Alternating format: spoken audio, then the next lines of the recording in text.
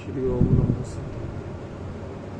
S सुरासुर मणु सिंध वंदिदं दोदघादिकं मलम प्रणमामि वड्ढमाणं तीर्थं धम्मस्कातारं शेषे पुण्यतीर्थयरि ससौ सिद्धे विशुद्ध सा भावे समणे अणान दंसन चरित तव वीरियायारि ते सौवे समगम पतेगमेव पतेगम वंदामि अवट्टन्ते अर्हन्ते मानुषे खेते किच्चारिहन्ताळं सिद्धाळं तैणमो गणहराळं अजावैवगाळं साहूढं चैव सौवेसिं तेसिं विशुद्धदंसं प्राणपाणासमं समासेज्य उपसंपयामि सम्मं जतोणिवाण संपत्ति। प्रवचन सार परमागम चरणान योग चूलिका महाधिकार गाथा 235 पृष्ठ 459।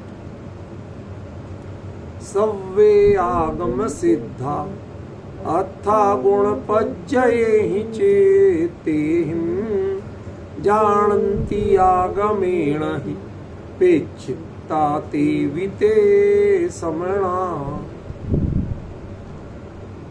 जो कल अपने चर्चा की थी कि सव्वे श्रमणा आगम सिद्धा, कि सभी श्रवण आगम सिद्ध होते हैं, ये बात अपने आप में सही है, लेकिन यहाँ अन्वय की दृष्टि से थोड़ा सा भिन्न है। निष्कर्ष वही आएगा। निष्कर्ष कैसे आएगा? ए बराबर बी, बी बराबर सी, तो ए बराबर सी। हमने डायरेक्ट ए बराबर सी कर दिया, वो घूम के आएगा वही, कोई वो अनर्थ नहीं था, गलत नहीं था वही, लेकिन उसको समझना कैसे है वो स्पष्टीकरण करते हैं कि जितने सव्वे अथा, मूल में शब्द है अर्थ, पदार्थ। वो पदार्थ कैसे? चित्तेहिम गुण पज्जयेहिम, चित्र विचित्र प्रकार के, भिन्न भिन्न प्रकार के गुण और पर्यायों से युक्त जो पदार्थ हैं, वो सभी पदार्थ कैसे हैं? आगम सिद्धा, आगम से जानने योग्य है, आगम से प्रमाण है। वह किसी भी अपने, मेरे को आंख से ऐसा दिखाई दिया, मैंने अपने कान से ऐसा सुना, वह इंद्रियों से प्रमाण नहीं। लोग क्या करते हैं? इंद्रिय प्रमाण अर्थ मानते हैं, और हमारे यहाँ क्या है?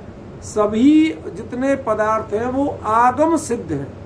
अब कोई आपको दिखाए कि नहीं ये चीज ऐसी होती है, और आपको उससे विपरीत दिखाए, तो हमारे यहाँ निसंकेत अंगादि के बारे में कुछ दृष्टांत प्रथमान योग में आते हैं कि उनको जो हमारे यहाँ कहा गया उससे विपरीत स्वरूप दिखाया कि देख लो साहब ये तो ऐसा हो।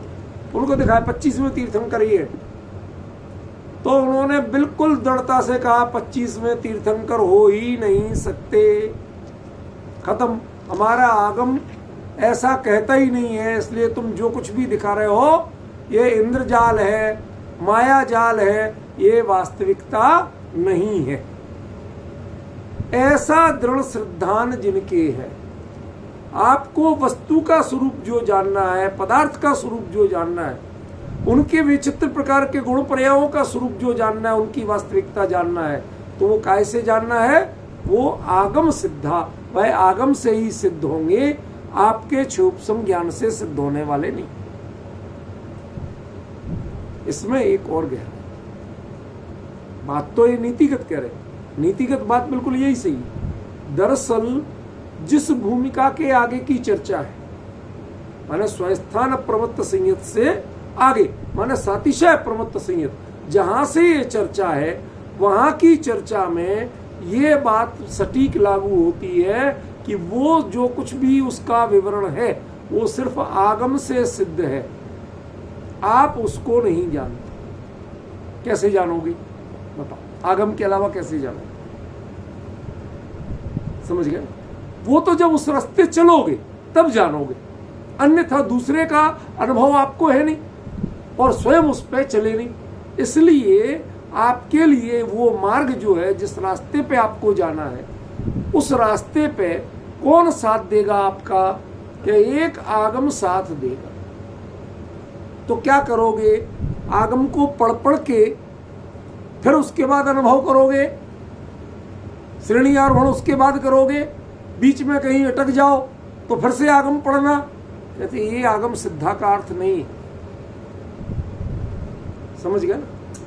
जबकि इसमें कुछ कुछ ऐसा दिया, मैं किसी का नाम नहीं लूंगा, आप पढ़ लीजिए, ऐसा दिया है क्या पहले आगम का अध्ययन करके जानना सीखना, उसके बाद में किस भूमिका की बात है, इसका तालमेल नहीं बैठ पा। हमें ये ध्यान रखना अच्छी तरह, जो मैं चर्चा ले रहा हूं उसमें जो प्रकरण चल रहा था पीछे से परिहार विशुद्धि के, उस लेवल पे ही सारी बात ले रहा हूं, मैं दूसरे लेवल पे नहीं ले रहा। जबकि यहां पर अन्य लेवलों पे बहुत बात कही गई, वो सामान्य चर्चा बना दी गई कि आपको जो गुण पर्याय का स्वरूप जानना, वो कैसे जानना? आगम से जानना। भाई सभी पदार्थ जो गुण पर्याय जो भी हैं वह आगम सिद्ध होते, वह आगम से जाने जाते हैं नहीं। असल में बात यह है कि वह आगम के अनुसार श्रद्धान किए जाते। यहाँ जानना बड़ा मैटर नहीं। एक बात बताओ, चोपसम ज्ञान से क्या क्या जान सकते हो आप? मुझे इतनी बता दो, चोपसम ज्ञान में कितनी सामर्थ्य है? बताओ।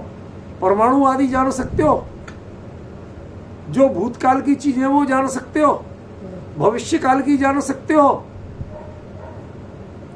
कितना जान सकते हो आप, ये तो बताओ। चोपसम ज्ञान से कितनी लिमिटेशन है उसकी, समझ में आ रहा? ऐसी विडंबना होने के कारण चोपसम ज्ञान को कोई भाव नहीं दिया। तुम आगम पढ़ पढ़ के, पोथी पढ़ पढ़ के ये जान जाओगे, ये अर्थ नहीं है। यहां जिस मार्ग पे आप चल रहे हो उस मार्ग पर श्रद्धान आपको आगम का करके चलना है, ये इसका अर्थ। समझ में आया कि नहीं आया?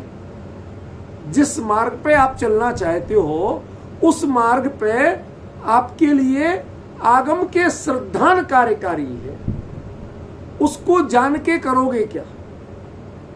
करणान योग में सब वर्णन दिया, लेकिन जो वर्णन दिया है उस वर्णन में शब्द के अलावा है क्या?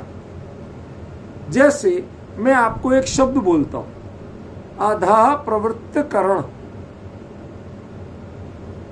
होता है ना? श्रेणी आरोहण में भी होता है और चौथे गुण स्थान के पहले करणलब्धि में भी होता है। अब वो आधा प्रवृत्त करण, इसमें परिणामों की जाति ऐसी ऐसी होती है, जो कुछ भी करणान योग की परिभाषा दी उसको आप तोलोगे कैसे? कोई आगम से नहीं तोल। उस पर विश्वास करके अपने रास्ते चलो, ऐसा ही होगा, अन्यथा कुछ नहीं होगा। ये परीक्षा करने के लिए नहीं, ये जांचने के लिए नहीं है। आगम में ऐसा कहा है, आप उस रास्ते जाओ, ऐसा ही होगा, दैट्स ऑल। आप चलते हो, ड्राइविंग करते समय वो गूगल मैप खोल लेते हो, वो जो रास्ता दिखा रहा है इतना समय लगेगा, जो कुछ आप मानते हो कि नहीं? तो गाड़ी चलाते हो कि नहीं? चलाते। अब बाय द वे आप पहुंचे और रेड लाइट हो गई, तो गूगल को रेड लाइट का नहीं पता, वो तो ट्रैफिक जाम तो बताता, रेड लाइट नहीं बताता। समझ रहे? अब उसमें एक आध मिनट कम ज्यादा लग गया तो लग गया, वो आपको अपने हिसाब से देखना है। वो गूगल में अपनी उसके जिम्मेवार है, उस पर आप कोर्ट केस नहीं कर सकते। समझ गए ना? और कहीं 4 लाइटें ग्रीन मिल गई तो 2 मिनट पहले पहुंच गए, तो उस पर भी आपको उसको रिवार्ड नहीं दे सकते। डिफरेंस समझ रहे? आपकी साधना आपकी, ख्याल में ना? आप विश्वास करके चलो कि यदि वो इतना बता रहा है माने इतने समय में पहुंच जाओगे, तो क्या गूगल मैप ही देखते रहे? क्या रोड देखें? क्या देख के चला है? आपको ट्रैफिक तो रोड देख के चलाना पड़ेगा, समझ में। ऐसे ही ये श्रद्धान का विषय है, ये वास्तव में ज्ञान का विषय नहीं है, जिसको सब जगह ज्ञान का विषय कहा जाता। तुम आगम से द्रव्य गुण पर्याय को जानकर, ये यहां अर्थ नहीं है। विचित्र प्रकार के गुण और पर्यायों से युक्त जो अर्थ है, वो सभी अर्थ आगम सिद्ध होते हैं। अब चाहे वो सूक्ष्मांतर तो दूरार्थ है, तो उनको माने कि नहीं माने, हमें तो दिख नहीं रहे कि नहीं दिख रहे, तो आगम सिद्ध है। जब आगम में कहा है, केवली ने कहा है, तो है, तुम्हें उस पर दिमाग लगाने की जरूरत नहीं है। साहब आपने तो कहा, लेकिन हमें तो दिख ही नहीं रहे। तुम्हें क्या क्या दिखता है भाई, ये तो बताओ। तुम्हें कोरोना दिखता है? जिसको कोरोना हुआ उसको दिखता है? आज तक ये कोरोना के सिम्टम्स ही जानते हैं इन जितने साइंटिस्ट हैं ना, आमतौर पर जितने मेडिकल वाले, इनको किसी को आज तक कोरोना नहीं दिखा। समझ में? कोई नहीं जानते, सब लक्षण जान रहे हैं, उनसे टटोल रहे हैं, देखा किसी ने नहीं, और सर्टिफिकेट सब देते हैं यहां तो जो कोरोना हुआ। समझ में? ये एक विडंबना है। हम संसार की चीजों के मामले में वास्तविक ज्ञाता नहीं, इसके प्रमाणीकरण करता हम नहीं है। आपको करना क्या है? आगम सिद्ध है ये, ऐसा श्रद्धान करना है। जो चीज क्षयोपशम का विषय नहीं है उसमें नहीं लगना, और जो अनुभव का विषय है उसमें आगम क्या करेगा? आगम इतना ही करेगा कि आपको मन में शंका नहीं करना, आप इस मार्ग पे चलोगे तो ऐसा 100% होगा। दैट्स क्यों? क्योंकि जो चीज आज तक देखी नहीं, जानी नहीं, श्रेणी आरोहण जैसे कार्य, तो उसमें यदि अनन्य श्रद्धा नहीं हो तो इतना कदम उठाने की हिम्मत नहीं। वह पुरुषार्थ की जाति कितनी चाहिए। मैं खोटा दृष्टांत दे रहा हूं, क्षमा करना। कोई जो जिसे जुआ खेलते ना, अब उन्हें किसी ने कह दिया कि फला नंबर के घोड़े पे लगाओ तो जीत जाएगा, तो वो अपना घर बेच के तक के लगाएगा। ये क्या बताता है? घर बेच के जो उसने दाव लगाया, ये क्या बताता है? उसे उस पर कितना श्रद्धान है। बस मुझे इतना सा पार्ट लेना, मुझे जुआ खेलना अच्छी बात है ये नहीं बता रहा हूं, ये घुड़दौड़ में रेस पे पैसा लगाना अच्छी बात है ये नहीं बता रहा हूं, तो उल्टा अर्थ कर लो आप। समझ गए ना? इसीलिए मैंने क्षमा मांगी पहले। कितना समझना, उसे कितना श्रद्धान होगा, उस चाहे वो ज्योतिषी हो कोई हो, उस पर कितना विश्वास होगा कि जो उसके कहे पूरा अपना घर व्यापार जो कुछ एसेट्स थे सब बेच के पूरा पैसा एक साथ लगाने को तैयार है। ऐसे ही जो अपने उपयोग का सर्वस्व समर्पण करने को तैयार है, उसको उस आगम पर, जिनेंद्र भगवान के वचनों पर कितना अगाध विश्वास हो। हमें इतना बता, समझ गया? जिसने एक क्षण की देर नहीं लगाई, पूरा सब कुछ प्रॉपर्टी सब बेच दी और उस पर लगा दिया। ऐसे ही जिसने अपना संपूर्ण उपयोग, देखिए ये जो अंदर की कचास है ना, ये आपको मार्ग पर आगे बढ़ने नहीं देती। हमें दिखता तो है कि हाँ बिल्कुल तैयार है साहब, तो चल क्यों नहीं रहे भैया? ठीक है, जरा थोड़ा भी अनाउंस तो हो जाए जब चलेंगे। वो बहाने खोजता है, कानूनी बातें खोजता है, वो तुरंत समर्पित होने को तैयार है। ये उपयोग की कहीं ना कहीं कचास है। आत्मा में कचास नहीं होती है, परिणति में कचास होती है। और परिणति की कचास का असली कारण श्रद्धान है, परिणति की कचास का असली कारण ज्ञान नहीं। समझ गए? ज्ञान तो चारित्र रूप परिणमित होता है, मीन्स ज्ञान स्थिरता रूप परिणमित होता है, उसी का नाम चारित्र। तो ज्ञान चारित्र रूप जो परिणमित होता है कहा गया, उसको बल कौन दे रहा है? उसको श्रद्धान बल दे रहा है। क्यों? क्योंकि जो प्राप्त क्षयोपशम ज्ञान है, जिससे आप विकल्प पूर्वक जानते हैं, उसका तो आप कोई काम का वो है ही नहीं, उपयोग कर नहीं सकते। ना तो वो पर पदार्थ में कार्यकारी है, सूक्ष्मांतरित दूरार्थ को वो नहीं जानता, समझ गए ना, और न वह अपने अंतरंग प्रणतियों के विकास क्रम को जानता है।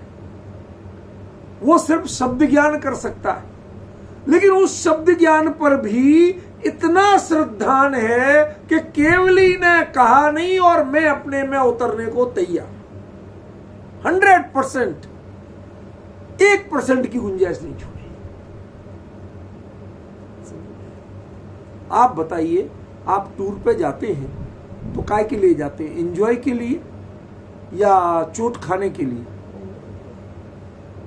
बीमार होने के लिए? फिर ये फर्स्ट एड बॉक्स साथ में क्यों ले जाते हैं? जब सारी चीजें रखते हैं तो एक डिब्बा दवाई का भी रखते हैं, मरहम पट्टी का भी रखते हैं। तो आप काय के लिए जा रहे हैं, मुझे ये तो तय करके बताओ कि आपके मन में कुछ कचास है, आशंका है, तो आप ये लेके जाते हैं, समझ गया? ऐसे ही जिनके मन में सावधानी का भी भाव हो, प्रिकॉशन का भी भाव हो, वो श्रेणी आरोहण नहीं करते हैं, वो तो छेदोपस्थापक तक होते हैं, जाएंगे जाके लौट आएंगे। आप रोज ऑफिस जाते हैं, बाजार जाते हैं, मंदिर जाते हैं, ये इनके लिए कितनी तैयारी करते हो भाई?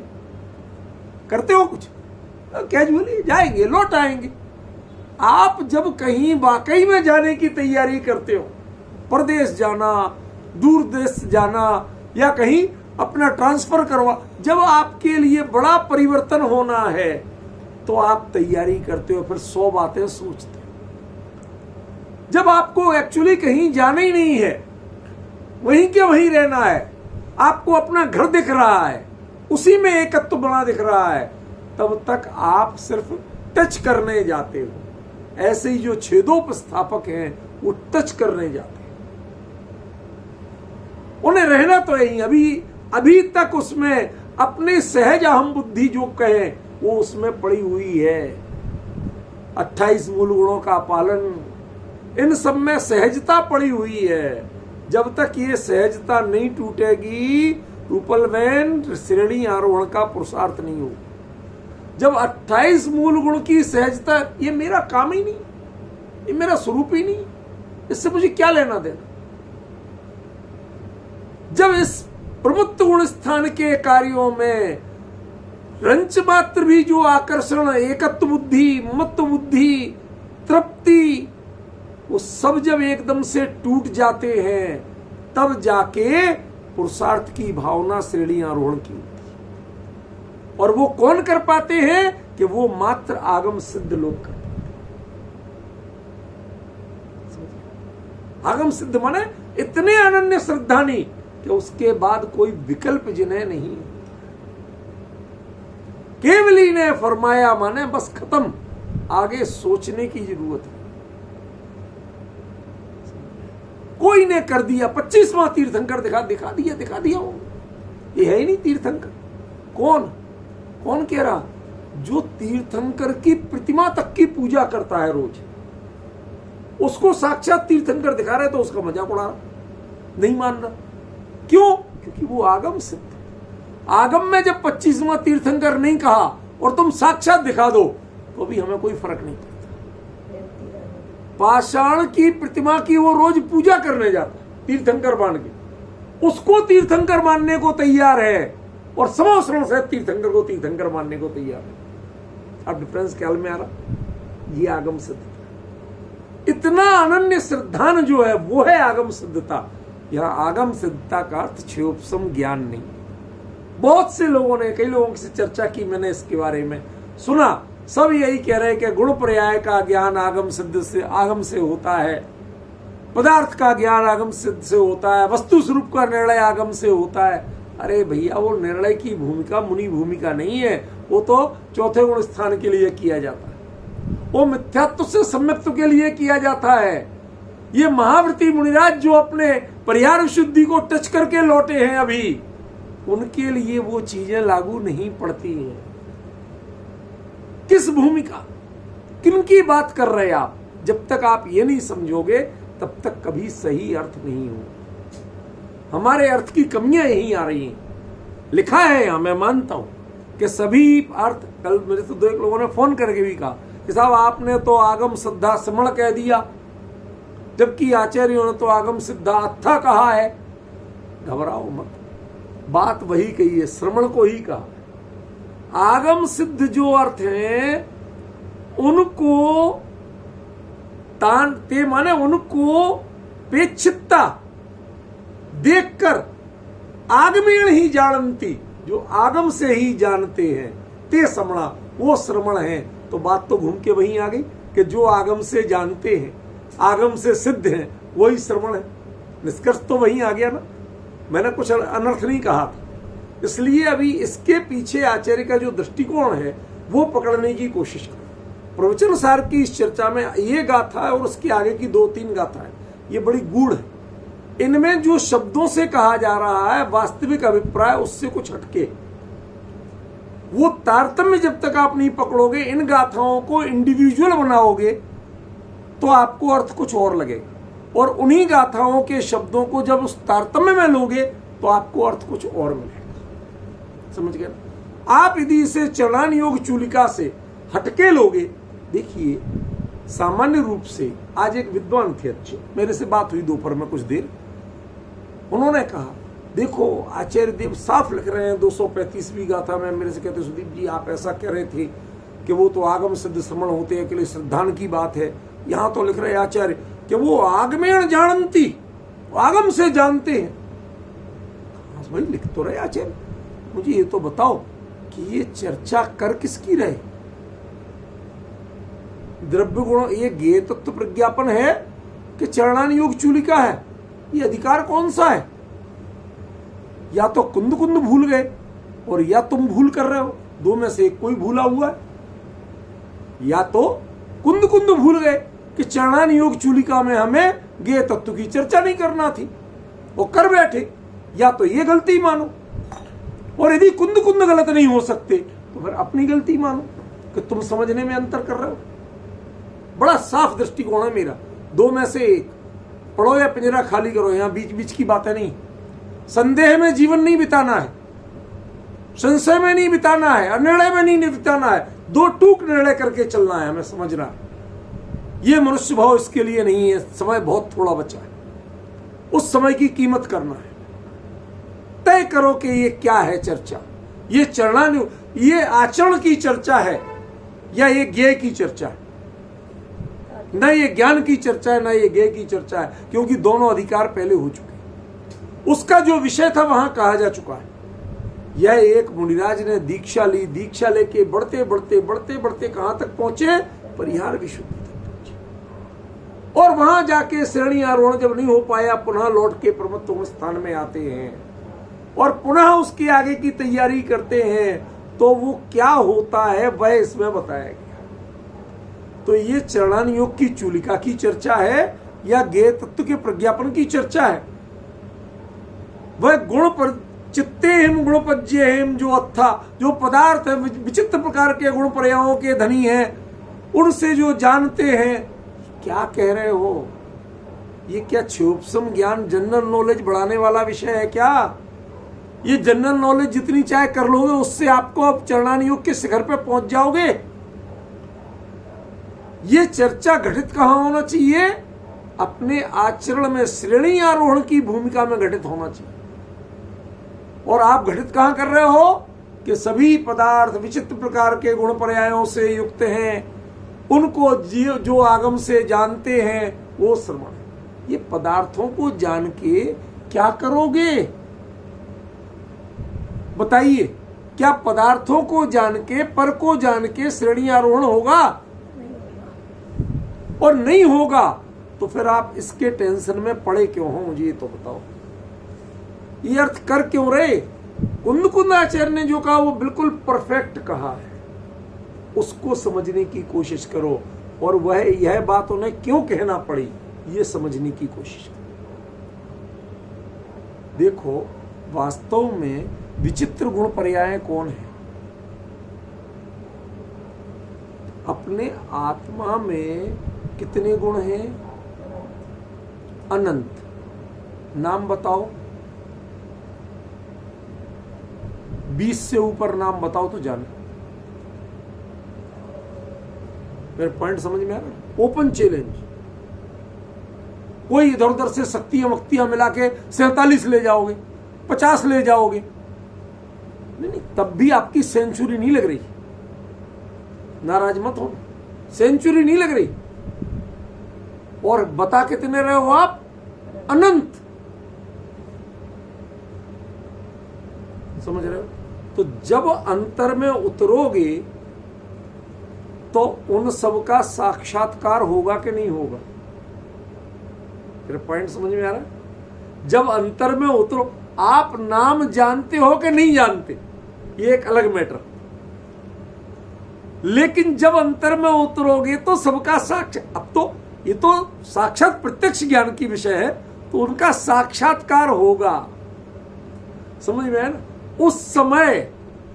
उस समय आप क्या करोगे? किसको किस रूप में जानोगे?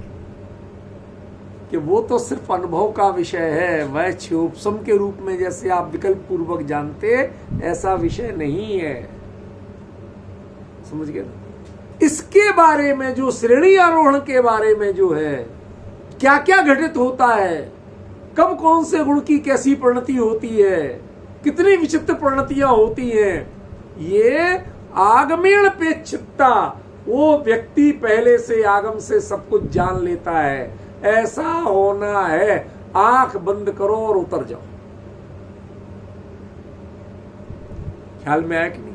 आंख बंद करो और उतर जाओ। ये आंख खोलना किसको जरूरत है? जिससे शंका करना हो, जिसे इंद्रियों की सुनना हो।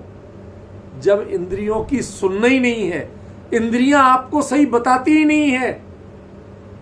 क्यों कहा? इंद्रिय चक्षुणी सर्वभूतानि। ये संसारी प्राणी इंद्रिय चक्षु होते हैं, साधु वह इंद्रिय चक्षु नहीं होते हैं, वो तो आगम चक्षु। यदि तुम्हें सामान्य लोगों की श्रेणी में रहना है कि साधु की श्रेणी में रहना है? साधु की श्रेणी में रहना है तो आगम चक्षु बनो, फिर इंद्रिय चक्षु मत बनो। जो मैं कह रहा हूं, आंख बंद करके, माने आंख ये प्रतिनिधि है बाकी सब इंद्रियों की। स्पर्शन, रसना, घ्राण और श्रुत, इन सब इंद्रियों की प्रतिनिधि क्या है? आंख। वो आंख बंद करके माने इंद्रिय वृत्ति को छोड़कर अनुभव की जो परिभाषा दी है। मैं सुमन बहन पूछती थी, आपने कहा मति ज्ञान से अनुभव होता है, हमने कई जगह पढ़ा श्रुत ज्ञान से होता है। घबराओ, मैं एकदम से किसी का उत्तर नहीं देता हूं। मैं आचार्यों का प्रमाण अपने आप आएगा, वहीं उत्तर मिलेगा। कई बार लोग पूछते हैं, किसी का कोई उत्तर नहीं देता। क्यों? जिस चीज के लिए मुझे खुद पता नहीं कितने देर में समझ में आएगा, मैं आपको कहां तक लिखूं।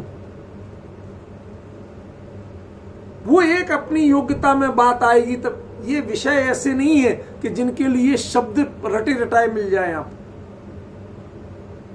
जब हम कहते हैं पराश्रय की वृत्ति को छोड़कर, ये पराश्रय की वृत्ति छूटेगी कैसे? जब तक आप आगम से जानेंगे तो अभी पराश्रय की वृत्ति रहेगी। आगम का श्रद्धान करिए, जानिए मत। जानोगे तो पराश्रय की वृत्ति बनी रहेगी। आगम में तो ये कहा, यहां ये दिख ही नहीं रहा, आप देख क्यों रहे हो? ये देखना पराश्रयी वृत्ति है। इसीलिए मैंने कहा आंख बंद करके, मीन्स इंद्रिय वृत्ति छोड़कर, उपयोग को, समस्त इंद्रिय व्यापार को छोड़ से हटाना पड़ेगा। आपको पता नहीं चले परिसय सह अलग चीज है, परिसय जय अलग चीज है। मच्छर काट रहा और आप उड़ा नहीं रहे, ये परिसय सह हो सकता है। लेकिन मच्छर देह को काटता है, वो जिसे काटता है वो मैं हूं ही नहीं, वहां मेरा उपयोग ही नहीं। मेरा उपयोग तो, मेरा ज्ञान तो मुझ में है, ये परिसय जय है। और बताऊं आगे, जब उसमें रम जाए और इधर का विकल्प ही कभी नहीं आए तो आप परिसय अतीत हो गए, परिसहातीत। आत्मा का स्वरूप तो परिसहातीत है, उसमें रमने वाली प्रवृत्ति वह इन परिचय जय की है, और जो इंद्रियों की वृत्ति से जुड़ करके भी उससे अपने आप को कंट्रोल करने की कोशिश करता है, संभाल के रखता है, आम लोगों जैसा डिस्टर्ब नहीं होता, वो परिचय सय। और जो डिस्टर्ब होता है वो किसी धर्म की श्रेणी में नहीं आता, वो सबसे बाहर, उसकी आगम में चर्चा ही नहीं की गई। अब डिफरेंस ख्याल में आ रहा कुछ कुछ क्या कहना चाहता हूं? इसलिए आपको असल में तो जो ये उपयोग को इतना समर्पित करना है, उसको इतना बल दो, इतना बल दो, आगम से इतना बल दो कि तुम्हें घबराने की जरूरत नहीं, तुम्हें विकल्प नहीं करना। साक्षात तीर्थंकर परमात्मा विराजे, उनसे जान लिया, लेकिन अब उनका भी विकल्प नहीं कर, समझ में आया? सामने विराजे। सब विचार करो, समो शरण में कोई मुनिराज ध्यान करने अपने श्रेणी आरोहण करते होंगे तो उस समय क्या नमः सिद्धिभ्य बोलते होंगे? सामने जो तीर्थ, अरे महाराज आपने बड़ा ज्ञान दिया, हम उसके, अब हम उतर रहे हैं अपने में, बोलो मंगलाचरण में आपका नमस्कार कर लें। ये श्रेणी आरोहण के लिए कोई मंगलाचरण होता है? शास्त्र लिखने के लिए मंगलाचरण होता है, संसार के हर कार्य में मंगलाचरण जरूरी है, लेकिन श्रेणी आरोहण में डिफरेंस समझ रहे हो? इसकी गहराई समझना पड़ेगी रूपल बहन, नहीं आएगी समझ में। जैसे हम चर्चा करते हैं, जैसे हम शब्द मिलेच्छ बनते हैं, शब्दों को पकड़ के बैठ जाते हैं, देखो उन्होंने असल क्या से दिखा रहे हो मुझे, आगमेण जानती, आगम से जानते हैं द्रव्य गुण पर्याय को। भैया यहाँ द्रव्य गुण पर्याय का निर्णय करना किसको है? ये जो अपने बारे में जितनी आशंका हो सकती है, अरे आशंका, और मुनिराज को घबराओ मत भैया। यदि कहीं वृत्ति उपयोग समर्पित नहीं है तो कहीं ना कहीं कचास, वो श्रद्धान की कचास, कोई मिथ्यात्व रूप नहीं कह रहा हूं, समझ रहे? जब 100% एक इधर पुरुषार्थ की जाति पूरी उपड़े और अंदर में श्रद्धान पूरा मिल जाए, दोनों का बल, मैं जाने को तैयार और आपने कह दिया बिल्कुल पक्का, कूद गए, ऐसा जो पुरुषार्थ की जाति होती है उसकी चर्चा है। ते समणा, तुम आगम से देखो, देखो, देखने को मना नहीं करते, लेकिन देखने के बाद तुम आगम सिद्ध बनो, आगम पलटने वाले मत बनो, आगम की चर्चा करने वाले मत बनो, अरे आगम से भी पूछने वाले मत बनो, आगम से जानने वाले तो भले ही बनो, लेकिन और यहां जानने की भी बात नहीं कही, यहां क्रिया दी है पेक्षिता। पेक्षिता माने देख कर, देख कर माने ध्यान रखना, हमारे यहां दर्शन शब्द श्रद्धान के अर्थ में ज्यादा है, देखने के अर्थ में कम है। दो अर्थ तो है, ये तो सब जानते हैं, लेकिन मैं क्या कह रहा हूं, वह श्रद्धान के अर्थ में ज्यादा है, वह देखने के अर्थ में कम। क्षोभसम के रूप में उसका अर्थ देखना है और आत्महित के अर्थ में उसका अर्थ श्रद्धान है, देखना नहीं। पॉइंट ख्याल में आ रहा है? इसकी गहराई समझो जाए। उसका जो अनन्य श्रद्धान करके और जो स्वरूप में समर्पित हो जाते हैं उनका नाम श्रमण है। जो क्षोभसम के लिए आगम को जानते हैं उनका नाम श्रमण नहीं। मैं आपसे पूछना चाहता हूं, 1 मिनट के लिए विचार करो। मैंने कहा था ना आगे की बात बताऊंगा, गुणपज्येम चित्तेम की बात बताऊंगा, मैं बता रहा हूं, थोड़ा सा विचार करो। वो अधा करण से अपूर्व करण के जो परिणाम प्रति समय अपूर्व अपूर्व होते हैं, ये अपूर्व अपूर्व होते हैं, ये पढ़ने के बाद वो अपूर्वता पहचानता है कि उस समय उसे उस अपूर्वता का साक्षात्कार होता है। समझ में आए क्या अंतर है? कभी वो जैसे उड़न खटोला होता है, बोलते जैसे झूला वो राउंड वाला, अब उसमें जब नीचे से ऊपर जाते हैं जब तक तो डर नहीं लगता, ऊपर से नीचे आते हैं तो गिर कोई नहीं रहा। ये अच्छी तरह जानते हैं कि हम बंधे बैठे हैं, कोई गिरेगा नहीं, लेकिन लगता है, समझ गए। जब तक वो लगता है तब तक ऊपर से नीचे आने का एंजॉय नहीं होता, और जिस समय वो भय निकल जाता है, अभ्यास में आ जाता है, तो उसके बाद ऊपर से नीचे आने में तालियां बजती हैं, एंजॉय होता है, दोनों का स्वरूप बदलता है। क्यों?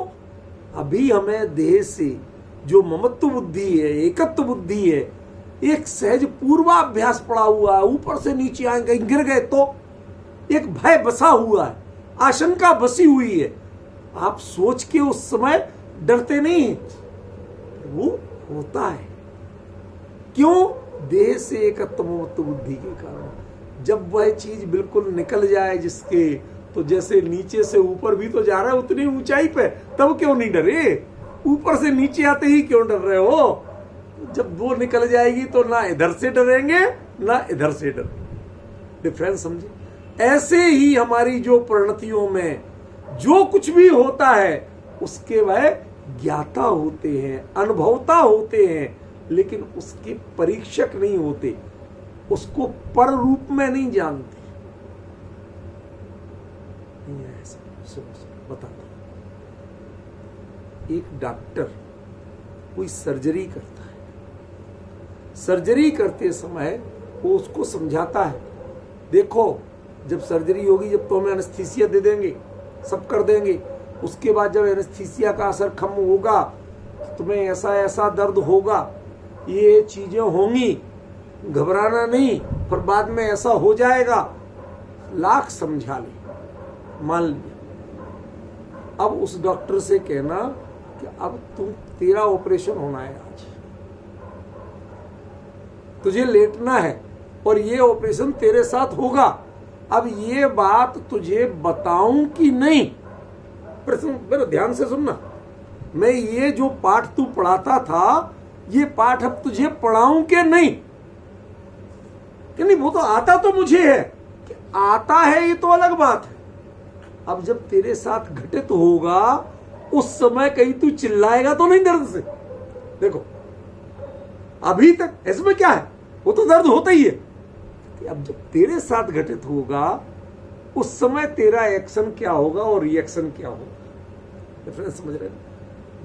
ये अंतर है। इस अंतर को, इसके लिए वो आगम से जानकर, जो कुछ हमने जान लिया, हमने इतना जान, कुछ नहीं जानना है।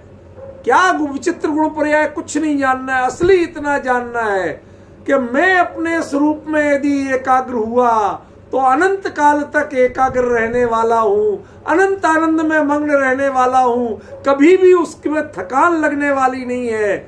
ऐसा अनंत विश्वास के साथ जब उतरते हैं तब केवल ज्ञान की साधना होती है, तब मोक्ष की साधना होती है। उसके पहले जिन्होंने संकल्प विकल्प किए, जिन्होंने पोथियां पलट पलट के देखी, वो कोई साधना कर रहे हैं क्या?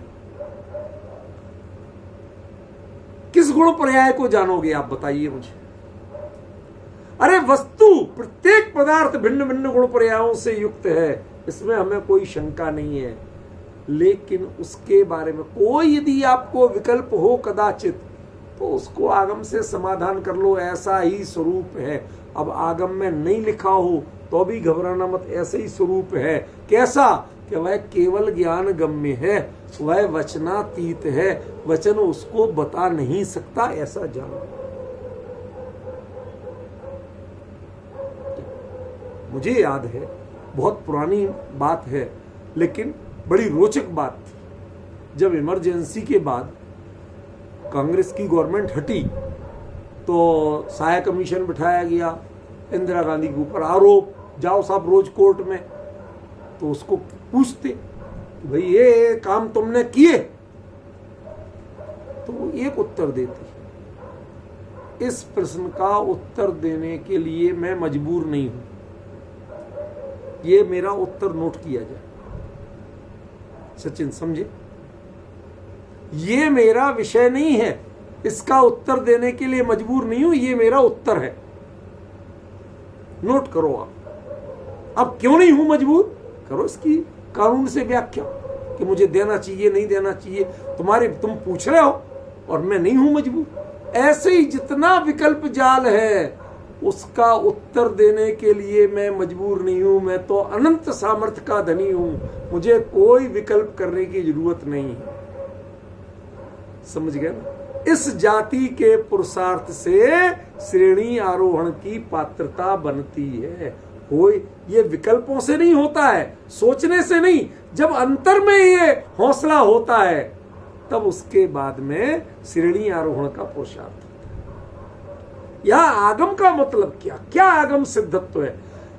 जब तक जो कुछ हमने जाना है अपने बारे में, जो बाकी अनुभव है वह कैसा है? स्वानुभव प्रत्यक्षत्व तो है, लेकिन गुण पर्याय प्रत्यक्षत्व नहीं है, प्रदेश प्रत्यक्षत्व नहीं है। समझ रहे ना? अब जब श्रेणी के काल में केवल ज्ञान की ओर बढ़ोगे तो धीरे धीरे सारे चक्षु खुलेंगे कि नहीं खुलेंगे? सब कुछ दिखना, सब कुछ का बोध शुरू होगा कि नहीं? साक्षात्कार शुरू होगा कि नहीं? कहते वो सारा साक्षात्कार हो रहा हो, उनसे भी तुम्हें जरा भी आकर्षित या विस्मित होने, ये आपको बताऊं, आज ये शब्द अचानक निकला, मुझे बहुत पुरानी बात याद आ गई। तुम इसमें विस्मय मत करना, ये शायद समंत भद्राचार्य का वचन है, उसमें तुम विस्मय मत करना। सारा लोकालोक अपना स्वरूप खोल के तुम्हारे सामने आता हो, तुम उसमें विस्मय मत करना। वह यथावत है, वह ऐसा ही है, तुम पहली बार जान रहे हो, इसमें विस्मय मत करना। क्यों? हमें पहले से पता है आगम में ऐसा था, वस्तु का स्वरूप ऐसा ही है। उसमें विस्मय का भाव त्यागोगे, जिज्ञासा का भाव त्यागोगे, सहज समर्पण का भाव आएगा, तब जाके श्रेणी के आरोहण के श्रवण बनोगे, उसके पात्र बनोगे। इसलिए क्या कहा? आगमेण पेक्षिता जानती, आगम से देखकर जानते हैं। तुम अपने क्षयोपशम के आधार पर कुछ नहीं जानते। मुझे क्या पता चलता है, मुझे क्या समझ में आ रहा, साहब मुझे तो ऐसा समझ में आ रहा। कहते अकल का छौंक मत लगाओ, भगवान ने क्या कहा वो जानने की कोशिश करें। आज हम चर्चा करते हैं जितनी, चाहे समय सार पे हो रही हो, प्रवचन सार पे, किसी ग्रंथ पे हो रही हो, वो क्या बोलते हैं? मुझे तो ये बात ऐसे समझ में आ रही है। ये बड़ी गलत मानसिकता है हमारी। क्या मुझे क्या समझ में आ रही है ये मुद्दा नहीं है, ज्ञानियों ने क्या कहा वो तुम समझ पा रहे हो या नहीं, ये मुद्दा है। दो बातों में अंतर। मैं इसको ऐसा समझता हूं, नहीं, ज्ञानियों ने क्या कहा वो तुम समझ पा रहे हो या नहीं, ये तुम्हारी ड्यूटी है। हमने हमेशा अपनी समझ का छौंक लगाने की कोशिश की है।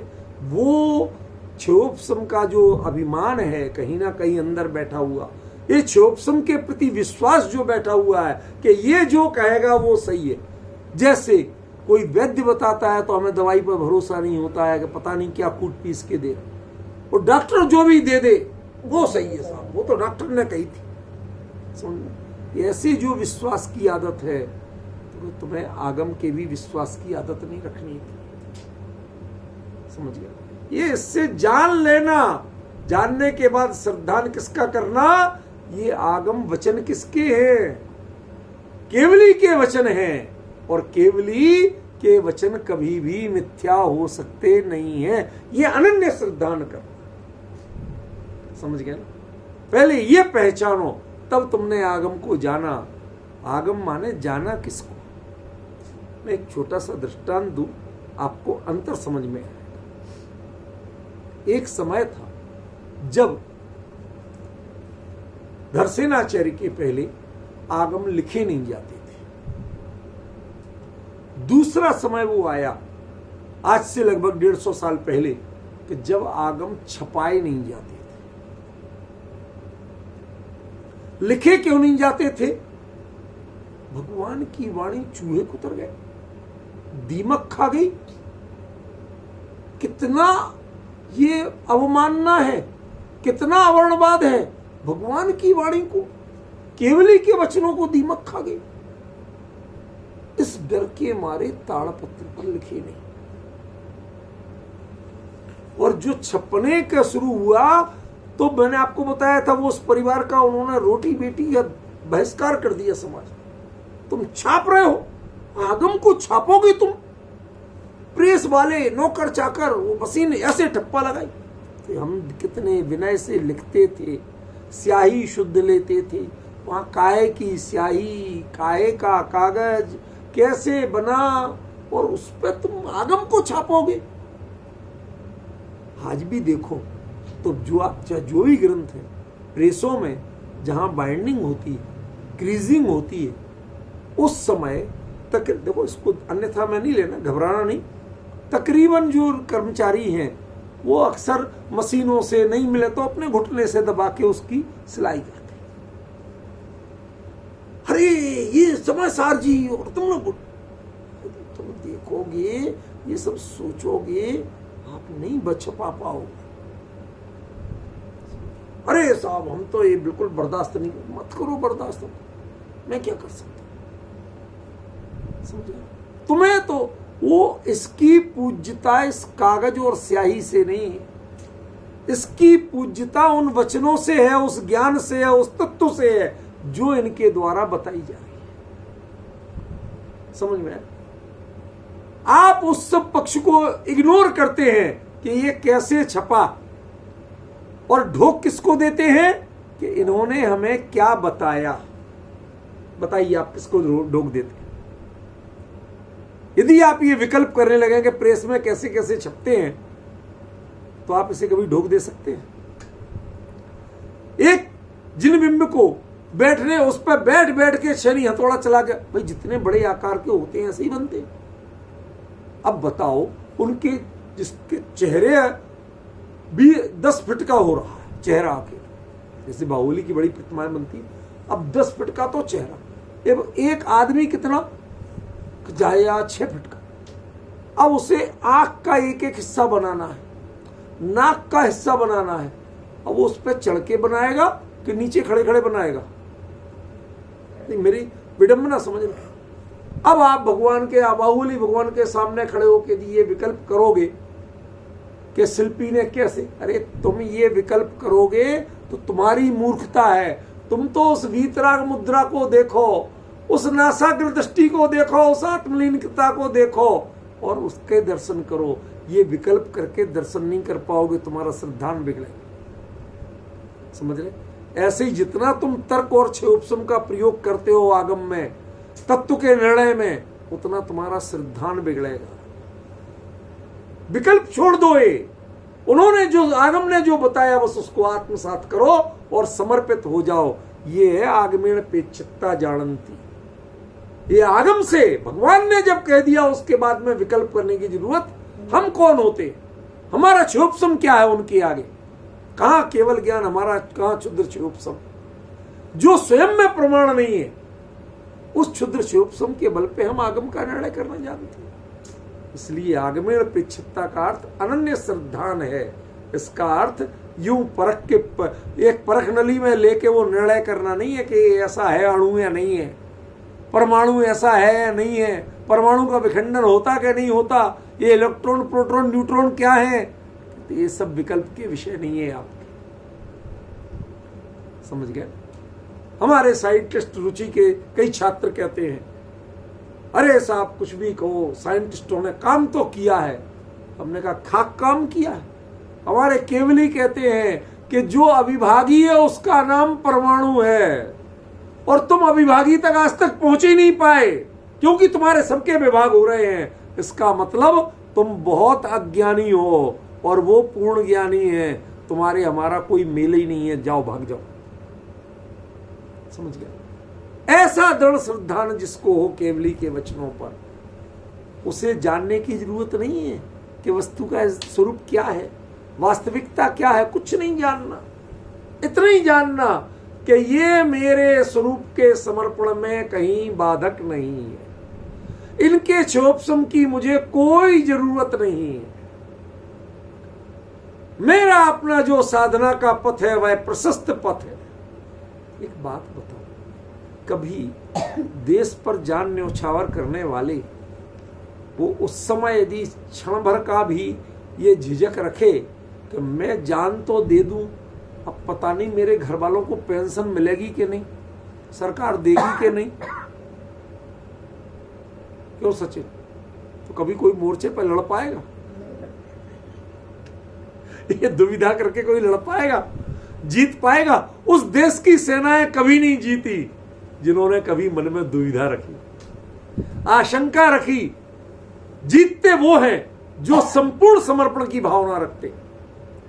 इसी प्रकार मोक्ष मार्ग में भी जीतते वो हैं जो उपयोग के परिपूर्ण समर्पण की भावना रखते हैं, जिनके उपयोग में कहीं कोई कचास नहीं, जिनके श्रद्धान में कहीं कोई गुंजाइश नहीं होती है, वो कर पाते हैं। ऐसे जो आगम से जानते हैं, माने जो भगवान ने कहा वह 100% सही है और वही मैं करने जा रहा हूं, अन्य कुछ मुझे करना नहीं है, ते श्रमणा, वो श्रमण है। जो क्षोभसम ज्ञान से पदार्थों का निर्णय करते हैं वो श्रमण नहीं है। जो दुनिया को समझाने में विश्वास करते हैं वो श्रवण नहीं है। अरे और तो और क्या कहें, जो 28 मूल गुणों के निर्दोष पालन में विश्वास करते हैं वो श्रवण नहीं है। मात्र आगम दृष्टि से जो जानते हैं वो श्रवण है। वो आगम दृष्टि क्या है, कैसे बनती है वो आगम दृष्टि, वो आगम सिद्धता कैसे आती है? वस्तु आगम सिद्ध है। सिद्ध है माने 1% भी उसमें कोई अंतर नहीं है, वो वैसा ही है। प्रत्येक निष्पीत अनंत पर्याय, ये शब्द सुना है आपने? अमृत चंद्राचार्य का वचन, तज्जयति परम ज्योति, उसमें ऐसे कुछ आता है, निष्पीत अनंत, एक एक द्रव्य, एक एक गुण उसका अपनी अनंत अनंत पर्यायों को पिए हुए बैठा है। सुना होगा शायद, समझ में? वो कैसे आप जानोगी, कैसे पिए हुए बैठा है? कोई चिंता करने की जरूरत नहीं, केवल ही परमात्मा ने, उन्होंने जाना ना, दैट्स ऑल, हमें जानने की जरूरत है। उन्होंने जाना, मैंने माना। आपकी भूमिका मानने की है, आपकी भूमिका जानने की नहीं है। स्वरूप को जानो और बाकी केवली से मानो, समर्पित हो जाओ, तुम भगवान बन जाओगे। और जब तक मीन मेख निकालोगे, जब तक जिज्ञासा चालू रखोगे, कुछ हम भी जान लें, जानोगे कैसे? इस परापेक्षी ज्ञान से, इस इंद्रिय वृत्ति ज्ञान से, जिसे खुद अपना पता नहीं, वो तुम्हें क्या दिखाएगा? सूरदास से मार्ग पूछने जाते हो क्या सचिन? कभी गया किसी सूरदास से रास्ता पूछा? नहीं पूछा। तो यहां कहते हैं ये जो इंद्रिय वृत्ति ज्ञान है ना, ये सूरदास है, इसे अपने ही ज्ञान नहीं है। ये तुम्हें क्या बताएगा? जो इंद्रियां स्वयं को नहीं जानती हैं, तुम्हें क्या बताएंगी? उनसे होने वाला ज्ञान तुम्हें क्या मार्ग बताएगा? इसलिए तुम देखना तो आगम से देखना, इंद्रिय वृत्ति ज्ञान से। अपने आप को भगवान के ज्ञान से जोड़ो, जो वहां से तुम्हें अपने काम का मिल रहा है उतना ले लो। कभी केमिस्ट शॉप पे जाओ, जो पर्चे में लिखी वो दवाई पूछते हो, या जो तेरे पास सबसे महंगी हो वो दे दे, चलेगा? अरे मेरे पास बहुत पैसे हैं, बहुत माल है, जो सबसे महंगी दवाई हो वो दे दे। तेरे पर्चे की दवाई मेरे यहाँ नहीं है। नहीं है माने नहीं है, और है माने मेरे लिए सब कुछ मिल गया। यदि मेरे पर्चे की 4 दवाई मिल गई, उसकी दुकान में 4 लाख दवाई रखी थी, लेकिन आपके पर्चे की 4 मिल गई माने सब कुछ मिल गया, और वो 4 नहीं मिली तो तेरे यहां कुछ नहीं है। कुछ नहीं है माने 4 लाख दवाइयां रखी हैं, होंगी, मेरे प्रयोजन की तो नहीं मिली।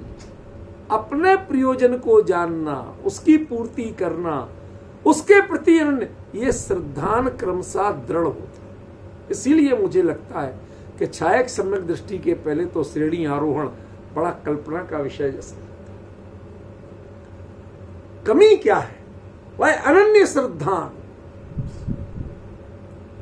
अनन्य श्रद्धान, उसको जानने के बाद ऐसा दृढ़ श्रद्धान, उसके बाद उतर गए तो उतर गए, लौट के आने का भाव नहीं। समझ में, तब वो श्रेणी आरोहण होगा। इसको आगमेण पेक्षितता जानती, आगम से देख कर जानती, यह सबसे बड़ा महत्वपूर्ण शब्द है। आगमेण पेक्षितता, आगम से देख कर कैसे जानती? तुम आगम की आंख से देखना, केवली की आंख से देखना, अपनी आंख से देखने की कोशिश मत करना, क्योंकि तुम्हारी आंख वो इंद्रिय चक्षु है और केवली की आंख वह वास्तव में ज्ञान चक्षु है। समझ में आया? उनकी आंख से देख करके जानना, तुम अपनी आंख से देख करके मत जानना। इसके बीच में बड़ा रहस्य है। इस रहस्य की चर्चा आपको कल करूंगा। ये विषय अभी धीरे धीरे हमारे रिदम में आ रहा है। आज दूसरी दिन इतने अंतराल के बाद अभी रिदम में आएगा। इसका कल और आपको आनंद खलेगा कि वास्तव में केवली की आंख से मिला के क्या जानना, केवली की दृष्टि से देख करके क्या जानना, इसका अंतर क्या है, हमारे जानने में उस जानने में अंतर क्या है, वो मर्म आपको कल बताऊंगा। आज से